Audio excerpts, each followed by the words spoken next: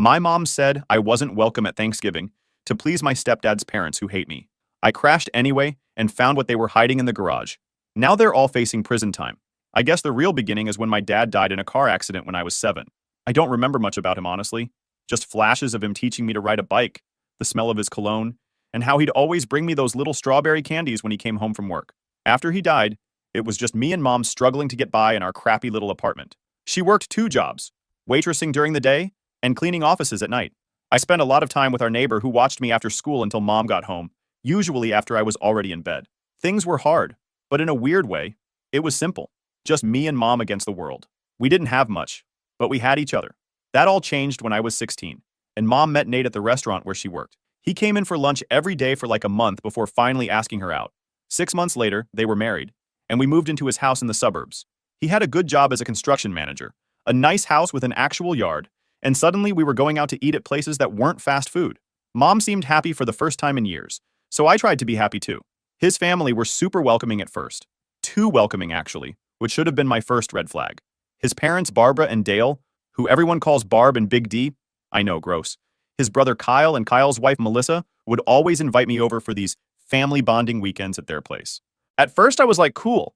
They're actually trying to make me feel included, not just tolerating me like my last stepdad's family did.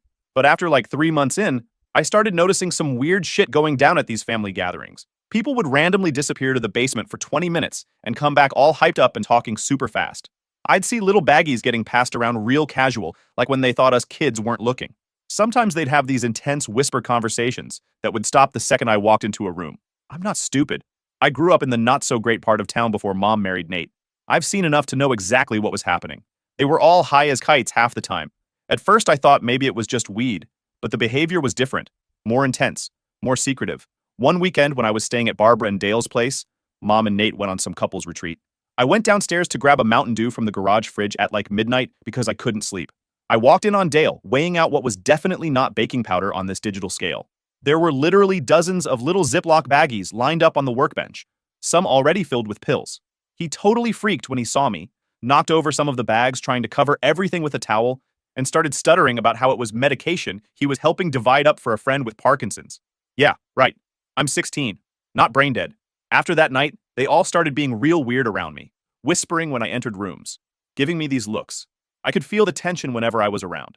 Then, one night at dinner at my mom and Nate's place, Dale cornered me in the kitchen when I was getting more water. He tried to explain their family business to me, said they were just helping people get medicine they need but can't afford, because the healthcare system is broken, and some people fall through the cracks. Tried to tell me they were basically heroes, and that the family relies on everyone staying quiet about private matters. Then he put his hand on my shoulder and squeezed it real hard while saying, "We're family now, Jennifer. Family protects each other. Family doesn't talk about family business to outsiders. You understand what I'm saying, right?" Basically threatened me without directly threatening me, if you know what I mean. I didn't agree to shit. I just nodded because his hand was hurting my shoulder, and I wanted him to let go. The next day when I was alone with my mom, I told her what I saw in the garage. I thought she'd freak out, call the cops, something. But no. She got this weird look on her face, like part scared and part angry, then yelled at me for snooping around and making up stories. I was like, "ATF, Mom. I'm not making anything up." I told her exactly what I saw, how much of it I saw, the whole setup in the garage. She started crying, and then Nate came home early from work. She immediately told him what I said, and I thought he was gonna blow up or something. Instead, he got super calm, which was almost scarier.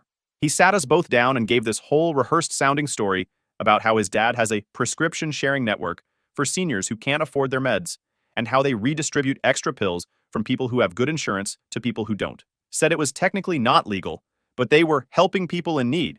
And wasn't that what Jesus would do? They're not even religious, LOL. I called BS right to his face. I was like, people don't need dozens of identical little baggies of the exact same pills if it's just sharing leftover prescriptions. That's dealing drugs. That's when shit really hit the fan. Nate's face went red. My mom started crying harder. Nate called his parents, who drove over immediately. Soon the whole Walker clan was in our living room, all talking over each other, saying I was lying, I was jealous, I was trying to cause problems because I didn't want a new dad. It was insane. Dale kept saying I misunderstood what I saw. Barbara kept going on about how I was troubled and needed professional help. Kyle was saying they should send me to some boarding school. My mom just sat there crying, not defending me at all. Fast forward 2 weeks, and Nate had convinced my mom I was troubled and needed to go stay with my Aunt Kathy in Michigan until things calmed down. They packed my stuff while I was at school one day, and when I got home, my aunt was there to pick me up. My mom wouldn't even look me in the eye when she hugged me goodbye. I was basically exiled from my own home at 16 because I wouldn't play along with their pill-dealing family business. And that's how I became the family black sheep, all because I wasn't cool with being part of their little prescription drug ring. So I ended up living with my Aunt Kathy for the next 2 years until I graduated high school. It was weird AF at first. Aunt Kathy lives in this tiny town where everyone knows everyone's business, and I was the mysterious troubled niece from out of state. The rumors were wild. Some kids at school thought I got kicked out for setting fires or doing drugs myself. Ironic, right? Kathy was cool, though. She never really believed I was troubled. She knew something was up with my mom and Jeff, but she didn't push me to talk about it. She just gave me a room, enrolled me in the local high school, and let me be. My mom would visit like twice a year, always without Jeff, always with this sad, torn look on her face like she was the victim in all this. She'd bring gifts and act like everything was normal, like I was just away at some boarding school or something. Jeff sends his love, she'd say, which was total BS. We both knew he was glad I was gone. During those visits, I could tell she was stuck between her husband and her daughter, and honestly, I felt bad for her sometimes. Jeff had her completely wrapped around his finger. She'd ask about school, about my friends, about my plans after graduation, but we never ever talked about why I was living with Aunt Kathy instead of at home. It was this massive elephant in the room we just danced around. After high school, I got into state university with a partial scholarship. It wasn't my dream school or anything, but the scholarship helped, and it was far enough from home that I wouldn't have to deal with any Walker family drama. I worked my ass off at 2 jobs, morning shifts at a coffee shop and weekend reception at a gym, to pay for what the scholarship didn't cover. Some nights I'd be up till 3 a.m., doing homework after an 8-hour shift, running on nothing but energy drinks and pure stubbornness. I didn't go home for holidays most of the time. I'd visit Aunt Kathy for a few days at Christmas, but that was it. My mom would call on my birthday and major holidays. Those calls were always awkward, with her asking surface-level questions and me giving short answers. Jeff never got on the phone. Graduated with a degree in healthcare administration. Not the most exciting field, but stable, you know? Got a decent job at a billing company for medical practices. The irony of me working in healthcare while my stepdad's family ran their little pill operation wasn't lost on me. I was making it on my own, though. No help from mom or Jeff. Had my own apartment, with 2 roommates, but still, paid my own bills. Even started building a tiny emergency fund. I was doing okay. Then about 3 years after I graduated, I get this call from my mom on a random Tuesday night. I almost didn't answer because I was exhausted from work, but something told me I should. From the second I picked up, I could tell something was wrong. She was crying so hard she could barely talk. "Jen, I need your help," she finally managed to say between sobs. "We're about to lose the house." Turns out Jeff had lost his job after the construction company downsized. They were 3 months behind on the mortgage. 3. The bank was threatening foreclosure. Mom was working as a receptionist at a dental office but wasn't making enough to cover everything. Part of me, a big part, TBH, wanted to say, tough shit, and hang up. Why should I care if they lost their house? These people kicked me out when I was 16 for not wanting to keep quiet about Dale and Kyle's drug dealing. Dale and Barbara probably had plenty of pill money. Why weren't they helping? So I asked exactly that. What about Barbara and Dale? Can't they help? Things are complicated with them right now, she said, her voice getting all quiet and weird. Jeff and his dad had a falling out over some family business. They haven't spoken in months. Family business. That's what they always called their operation. I assumed Jeff had finally stood up to his dad about the drug dealing or something. Good for him, I guess. Though it came at a pretty convenient time when they needed my money. So you're calling me? After everything? I couldn't keep the bitterness out of my voice. I know, she said, starting to cry again. I don't deserve your help. I know that. But Jen, I don't know what else to do. We've tried everything. Jeff's been applying everywhere, but nobody's hiring. We've already sold both cars and are sharing this old beater. I'm scared of being homeless. I should have told her to go ask her precious husband's drug-dealing family for help, but I couldn't. Despite everything, she was still my mom, and I could tell she was scared. I've always had this stupid soft spot for her, even after everything. Maybe because I remember how it was before Jeff, when it was just her and me against the world after my real dad left. How much do you need? I heard myself asking, already hating myself for giving in. She told me the mortgage amount, $1,200 a month. It was a lot for me. Like, a lot. That was almost half my monthly income after taxes. But I had some savings. I can help for a little while, I said. Until Jeff finds another job? Oh, Jen, thank you, she sobbed. We'll pay you back every penny, I promise. Then I heard Jeff's voice in the background asking who she was talking to. She covered the phone, but I could still hear her tell him it was me and that I was going to help with the mortgage. Next thing I know, he's on the phone. Jen, he said. And it was weird hearing him call me that because he usually called me Jennifer. All formal-like. I don't know what to say. I know things haven't been good between us, but I'm grateful. Really grateful. I'm not doing it for you, I said flatly. I'm doing it for Mom. I know, he said, his voice all humble now. But thank you. Things have been hard lately. I've been reconsidering a lot of things. Family priorities and all that. I bet he had. Nothing like losing your cushy job to make you reconsider priorities. I'm sorry for everything, he continued. And for a second I was thrown because he sounded sincere. You're our only hope right now. Against my better judgment, I agreed to help.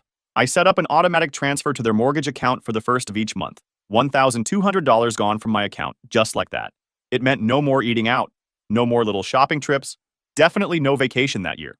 My emergency fund would cover about 3 months, then I'd have to start figuring out where to cut back even more. Temporary, I told myself. This is just temporary until Jeff finds work. Temporary turned into a year and a half. Jeff eventually found part-time work at a home improvement store, but it wasn't enough to cover the mortgage. Mom picked up extra shifts when she could. I kept paying, month after month. My savings dwindled, then disappeared. I had to move to a cheaper apartment with 3 roommates instead of 2. I ate ramen more nights than I care to admit. But every month, that $1,200 went to their mortgage. I thought I was buying a better relationship with them. I thought maybe this was healing old wounds. So during that time, I'd cautiously started rebuilding a relationship with my mom. We'd talk on the phone weekly, usually when Jeff wasn't around. The conversations were still kind of awkward, but getting better. She'd tell me about her coworkers at the dental office, neighborhood gossip, that kind of stuff. Normal mom things. I'd even started going over for dinner occasionally when Jeff was working late shifts at the home improvement store. Those evenings were almost like old times. Mom would cook my favorite meals, and we'd watch bad reality TV and talk shit about the contestants.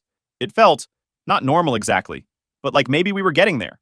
Every time I'd visit, she'd tell me how grateful they were for my help, how they wouldn't have made it without me. You saved us, Jen, she'd say, getting all teary-eyed. I don't know what we would have done. Jeff and I had an unspoken agreement to be civil when we had to be around each other. He'd nod hello, ask generic questions about my job, then find a reason to go to the garage or the basement. Fine by me. I wasn't interested in playing happy family with him either. Then came November. Mom had been talking for weeks about Thanksgiving plans. It was going to be the first holiday I'd spent at their house since before I was sent away at 16. She was all excited, planning this huge meal, asking what dishes I wanted her to make. I'm doing a full spread, she told me on the phone. I'd even offered to bring the wine and do the grocery shopping since I knew money was still tight for them. We'd agreed I'd come over around 2 p.m., help with the final cooking, and we'd eat around 4. But a week before Thanksgiving, I called to confirm the plan and ask if she needed me to pick up anything else for the dinner. She hit me with, "Oh, Jen, about Thanksgiving. I don't think it's going to work out this year. Jeff's parents are coming, and Dale specifically asked that you not be here." I nearly choked on the coffee I was drinking. Had to set the mug down before I dropped it. Excuse me? They asked that I not be at my mother's house for Thanksgiving? After I've been paying your mortgage for over a year? Mom's voice got all quiet and shaky. You don't understand, Jen. Things are complicated. Dale and Barbara are helping Jeff get back into the construction business. They're setting him up with connections, but they made it very clear they don't want to see you. So you're choosing them over me? Again? I was nearly shouting at this point. It's not like that, she insisted. It's just one Thanksgiving. Jeff really needs this opportunity. His parents are investing in him starting his own contracting business. We'll do our own celebration another day. I couldn't fucking believe what I was hearing. Like, my brain couldn't process it. Let me get this straight, I said, trying to keep my voice level. I've been keeping a roof over your heads, but you're kicking me out of Thanksgiving because the drug dealers who threw me out of my own home as a teenager don't want to see me? They're not. It's not like that, Mom stuttered. And please keep your voice down. Jeff might hear you. Oh, heaven forbid Jeff hear me point out what assholes his parents are. It's just that Dale and Barbara have connections in the construction industry, she continued, sounding desperate. They're going to introduce Jeff to some important people who might hire him for real projects, not just stocking shelves. If this works out, he could be making real money again. And we wouldn't need your help with the mortgage anymore. So Dale and Barbara suddenly have legit construction connections? That's convenient. Where were these connections when Jeff lost his job? Oh wait, they were too busy having a falling out over the family drug business, right? Jen, please, my mom begged. It's complicated. No, it's actually super simple, I said. You're choosing Dale and Barbara, and their money, over me. Again, just like when I was 16. That's not fair, she said. You know what's not fair? Me draining my savings to pay your mortgage, while Jeff's parents are supposedly flush enough to start a whole construction business for him. Make it make sense, Mom. They've done well with some investments, she mumbled. Yeah, I bet they have. Pill dealing must be quite the profitable investment these days. Jen, she gasped. Don't say things like that. That's when I knew. Nothing had changed. Nothing would ever change. I was still the problem in their eyes. Fine, I said. Have a great Thanksgiving. I hung up and I was pissed. Like shaking with anger pissed. I paced around my apartment, rage cleaning the kitchen just to have something to do with my hands so I wouldn't throw my phone against the wall. The fucking audacity. I had put my entire life on hold to help them. I'd moved to a crappier apartment with more roommates. I'd been eating ramen and peanut butter sandwiches so they could keep their house. I was driving a car that broke down every other week because I couldn't afford repairs, let alone a new one. My credit cards were maxed out from covering emergencies because all my savings went to their mortgage. And this is how they repaid me. Uninvited from Thanksgiving, to make room for the pill-pushing grandparents who apparently now had enough money to set Jeff up in business. I called my Aunt Kathy, the only family member who'd actually been there for me, and ranted for like an hour straight. She was furious on my behalf. "Those ungrateful jerks," she kept saying. "After everything you've done." Then Aunt Kathy got quiet for a minute. "Jen, there's something I need to tell you," she said, her voice suddenly serious. "I didn't want to get involved before, but after what they just did to you, you deserve to know." My stomach dropped. "Know what?" "Last month I ran into Kyle's wife Melissa at the mall. She was pretty drunk at the food court, middle of the afternoon. She started rambling about family problems, saying Jeff and Dale were fighting over the business, and how Jeff was taking crazy risks." "What kind of risks?" I asked, my heart starting to pound. "She said he'd been storing product at your mom's house, that Dale was furious because it was too dangerous. She kept saying they were going to lose everything if Jeff didn't get smart." My mind started spinning. All this time I'd believed Jeff was just a bystander in his family's drug operation, maybe turning a blind eye but not actively involved. That's what my mom had always insisted, that Dale and Kyle were the bad ones. But Jeff was different. "Are you saying Jeff is dealing drugs too? From mom's house? The house I've been paying the mortgage on?" "I think so, honey." Melissa shut up real quick when she realized what she was saying, but she'd already said enough. "I didn't tell you because I wasn't 100% sure, and I didn't want to upset you. But after what they just did, uninviting you from Thanksgiving," my mind was racing. If Jeff was actually dealing from my mom's house, did she know? Was she involved? Was I literally funding a drug operation with my mortgage payments? It made me sick to think I'd been financially supporting people who were probably dealing pills the whole time. People who threw me away at 16 for not wanting to be part of their operation, and now were throwing me away again because I was an inconvenient reminder of what they really were. I stewed on it for days. I couldn't sleep, couldn't eat right. My chest felt like someone was sitting on it all the time. I'd cry randomly while driving to work. This wasn't just anger. It was this deep, gutting feeling of being thrown away. Twice I kept thinking about everything I'd done for them. Over a year of sending money I could barely afford, draining my savings, putting off buying my own place, all to help keep a roof over their heads. I'd forgiven them for sending me away as a teenager. I'd tried so hard to rebuild our relationship. And this is what I got in return? Uninvited from Thanksgiving because the people who drove me away in the first place didn't want to see me? The more I thought about it, the clearer it became. They were never going to change. My mom was never going to choose me over Jeff and his family. I was always going to be the outsider, the inconvenience, the one who could be discarded when it suited them. Something inside me just snapped. I was done being used. Done being the family ATM they could milk for mortgage payments, but hide away when the real family came over. I made a decision I knew might change everything. I was going to show up for Thanksgiving anyway, but not empty-handed. So, Thanksgiving Day finally rolls around. I spent the morning going back and forth about whether I was actually going to go through with this. Like full-on anxiety, changing my mind every 5 minutes. Part of me was like, fuck it, cut them off and never look back. But another part needed, I don't know, confirmation that I wasn't crazy? Something to finally break this cycle of me giving and them taking? I hadn't slept for shit the night before. My roommates were all gone to their own family things, so I was just alone in the apartment, pacing, practicing what I'd say if I went, calculating exactly how much money I'd sent them over the past 18 months. $21,600? Yeah, I did the math, and seeing that number written out made me want to throw up. Around noon, I finally made up my mind. I was going, not just to confront them, but to find proof of what I already knew in my gut, that Jeff was involved in his parents' pill business. I wasn't just going to be kicked aside again without understanding the full picture. I got dressed, nothing fancy, just jeans and a sweater, and drove to their house, but didn't pull into the driveway. I parked about a block away where I could still see their place. Call it staking out or whatever, but I wanted to get a feel for the situation before barging in. I could see several cars in the driveway. My mom's beat-up Honda, Jeff's truck, and Dale's fancy Audi SUV. Guess the family business was doing well. There was also a car I didn't recognize, probably Kyle and Melissa's new one. Around 12:30, I saw Jeff and Dale head out to the garage with beers in hand. Classic men escaping kitchen duties move, but I figured they might also be talking business. They stayed out there for nearly half an hour. When they came back inside, Dale was carrying something small that he tucked into his jacket pocket. Definitely not leftovers. I sat in my car for another hour, alternating between working up my courage and almost driving away. My heart was pounding so hard I could feel it in my ears. At exactly 2 p.m., The time I was originally supposed to arrive, I grabbed the pumpkin pie I'd bought at the grocery store and walked up to the front door. My mom answered, and I swear to God her face went completely white, like she'd seen a ghost. "Jen, what are you doing here?" she stammered, blocking the doorway. "Bringing pie, like we planned," I said, loud enough for everyone inside to hear. I pushed past her into the house before she could stop me. The living room went dead silent. Barbara and Dale were on the couch with glasses of wine. Jeff was in his recliner, and his brother Kyle and wife Melissa were by the fireplace. They all turned to stare at me. "Hope I'm not interrupting," I said with a fake smile. "Just thought family should be together on Thanksgiving." The look on Dale's face was priceless, like he was trying to decide whether to yell or just pretend everything was normal for appearance's sake. Jeff stood up, his face turning an angry red. "Kelly," he said to my mom, "I thought we discussed this." "She just showed up," Mom stammered, still by the door. "I didn't know she was coming." "Well, I'm here now," I said, still doing the fake cheerful voice. "And I brought pumpkin pie. Should I put it in the kitchen?" Without waiting for an answer, I walked toward the kitchen. As I passed the hallway to the garage, I made a quick detour. I needed evidence, not just suspicions. "Bathroom," I called over my shoulder when Mom started to follow me. Instead of going to the bathroom, I slipped into the garage. If they were back in business, and if Jeff was involved, there might be evidence.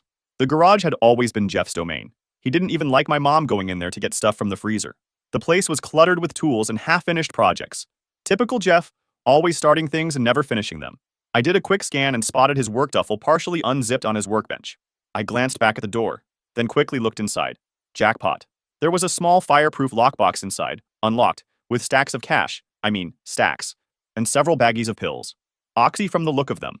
I recognized the markings from my healthcare job, where we sometimes dealt with prescription verification.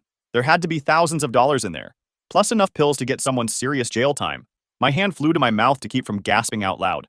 All these years, I thought Jeff was just the guy who married into the Walker family drug business, maybe turning a blind eye but not actively involved. My mom had always sworn he wasn't part of it, but here was proof, in his bag, with his company logo, that he was neck deep in it. My hands were shaking as I took photos with my phone, making sure to get clear shots of everything including the duffel with Jeff's construction company logo on the side. The pill bags, the cash, everything. I'd need proof when I went to the police. I felt sick to my stomach. Aunt Kathy was right. Jeff wasn't just covering for his family. He was actively dealing drugs from the house I was paying for. I heard footsteps coming, so I quickly zipped the bag most of the way, leaving it like I found it, flushed the toilet in the half bath off the garage to sell my bathroom story, and washed my hands for good measure. When I opened the door, Dale was standing there, eyes narrowed suspiciously. He was blocking the hallway, arms crossed. "Garage isn't the bathroom, Jennifer," he said, his voice low and threatening. My heart was racing, but I kept my face neutral. "Sorry," I said.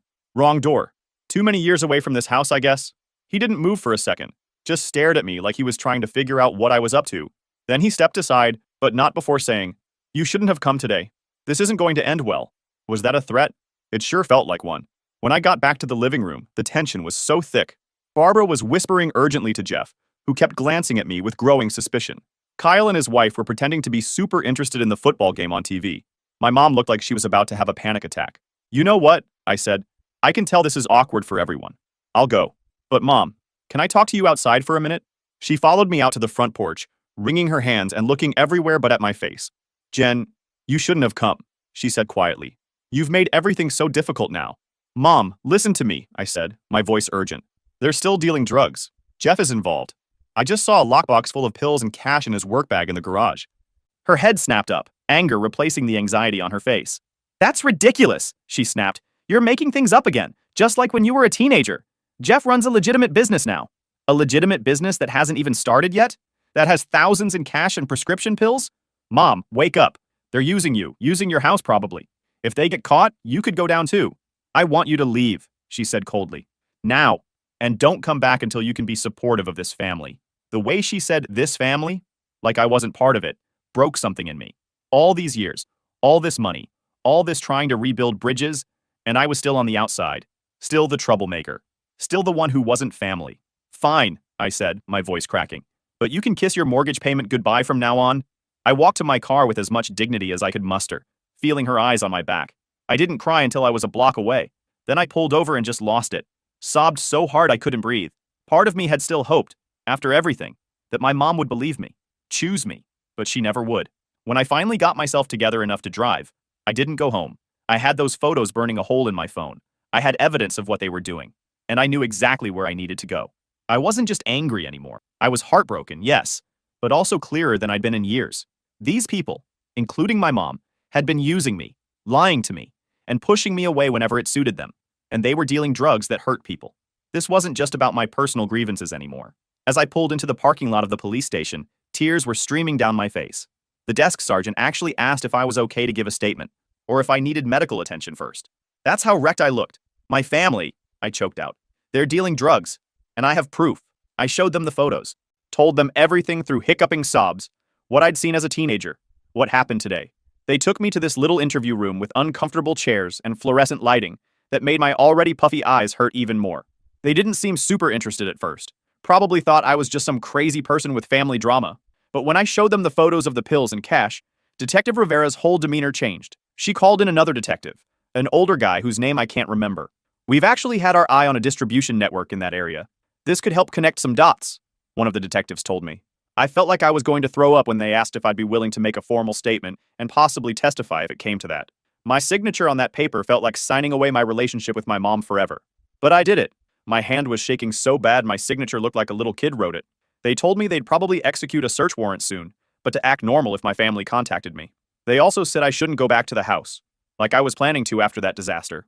When I got to my apartment, I threw up in the bathroom, then crawled into bed with all my clothes on, and just stared at the ceiling.